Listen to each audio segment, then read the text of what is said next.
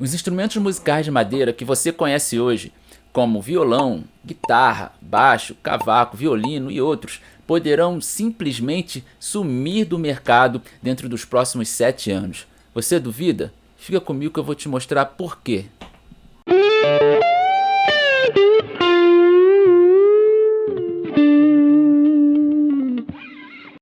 Fala galerinha, saudações musicais, tudo bom com vocês? Eu sou o Fábio Valverde e nesse canal você vai encontrar tudo sobre o mundo da música, luthieria de instrumentos de corda e uma pitadinha de polêmica, hein?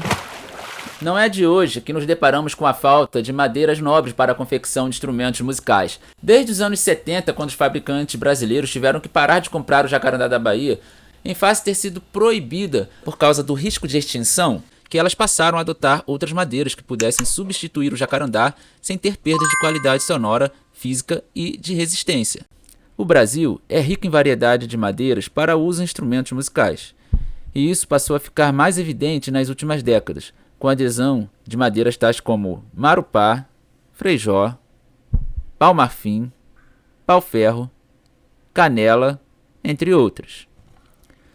A questão agora é que com o movimento da agenda globalista e ambientalista da ONU, chamada de Agenda 2030, as empresas e fabricantes de instrumentos musicais estão tendo cada vez mais dificuldades em obter madeiras de qualidade para seus instrumentos.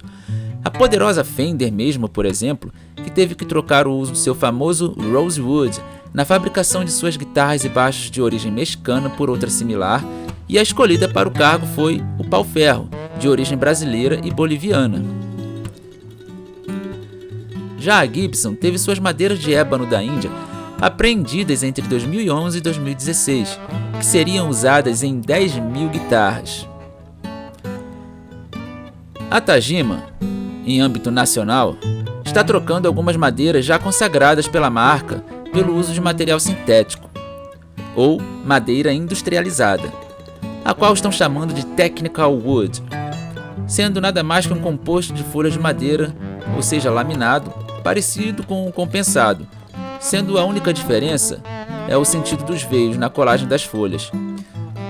No caso, o Technical Wood, né, ela colada com os veios no mesmo sentido.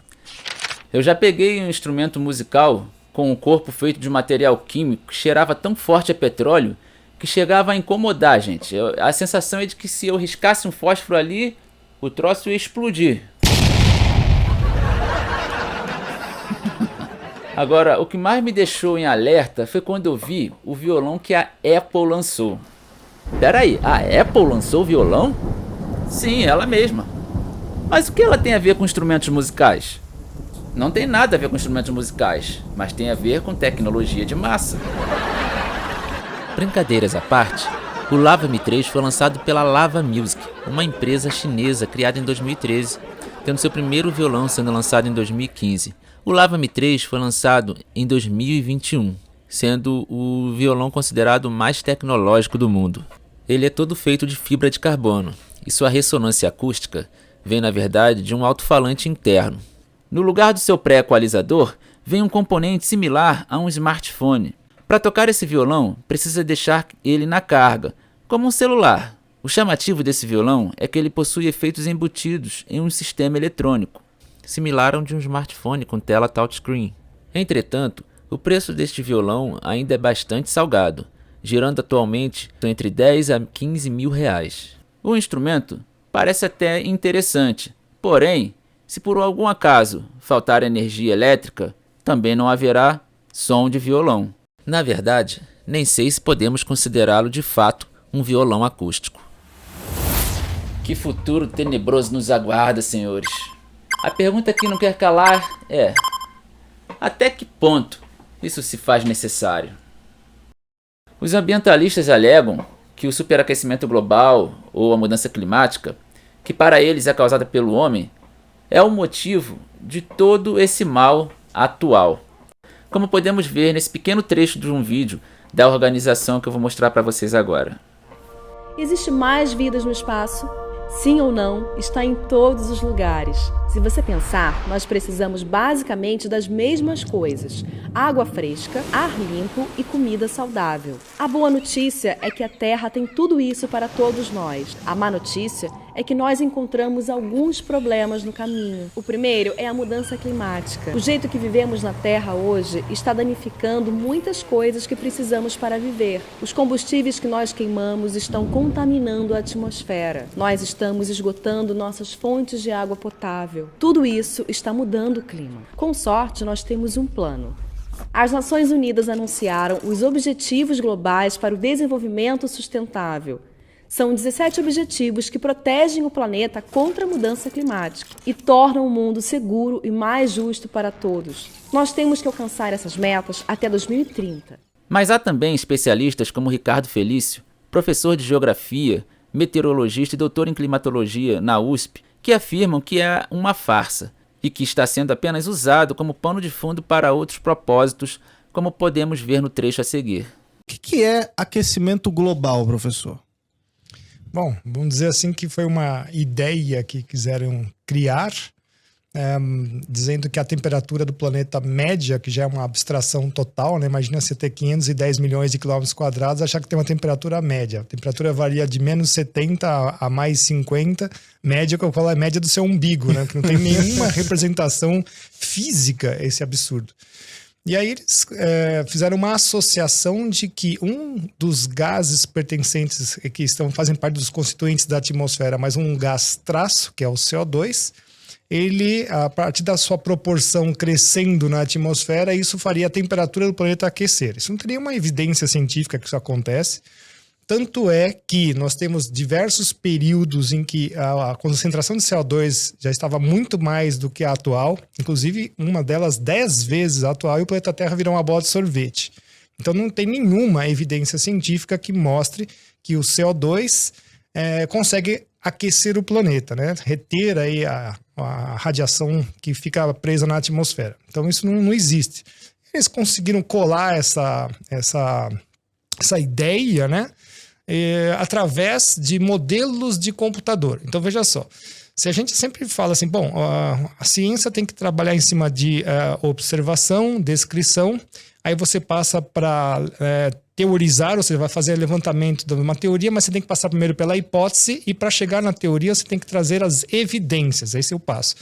E chegou no quarto passo que todo mundo esqueceu, né? Que se você teorizou e não funciona, chama-se reorientação do pensamento científico. O quarto esqueceram, jogaram ele no lixo, não existe mais. Por quê? Porque alguma coisa você esqueceu de observar, alguma coisa você esqueceu de descrever. E parece que hoje, quando a gente fala sobre modelos de mundo, né?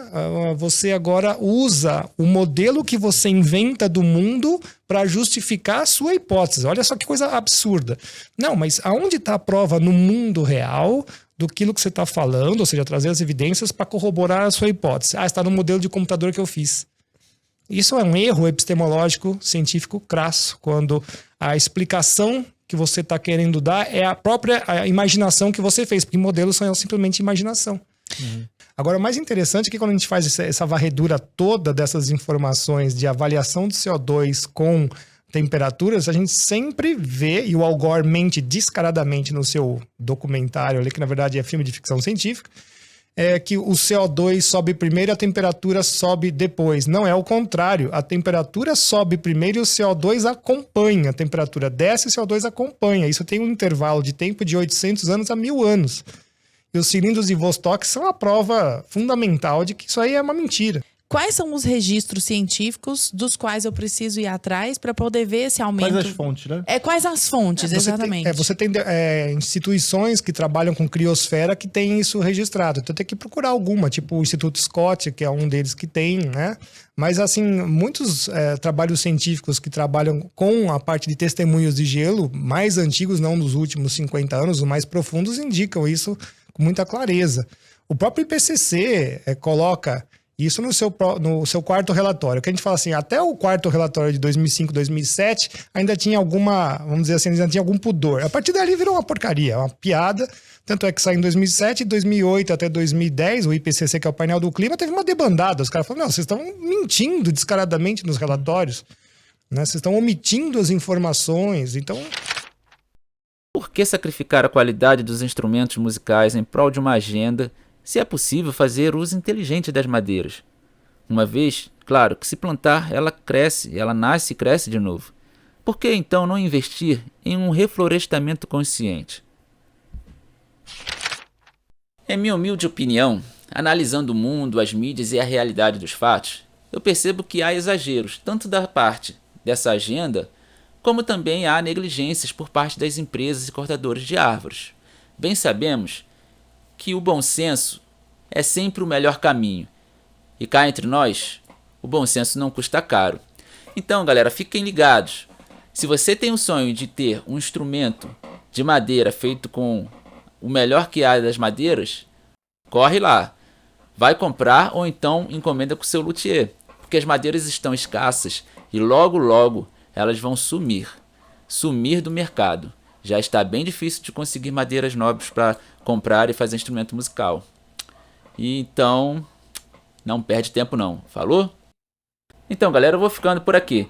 Se você gostou desse vídeo, curte aí, se inscreve no canal, deixe seu comentário, ativa o sino e compartilha nas suas redes sociais. Então é isso, eu vou ficando por aqui. Mais uma vez, muito obrigado, saudações musicais, até o próximo vídeo. Tchau.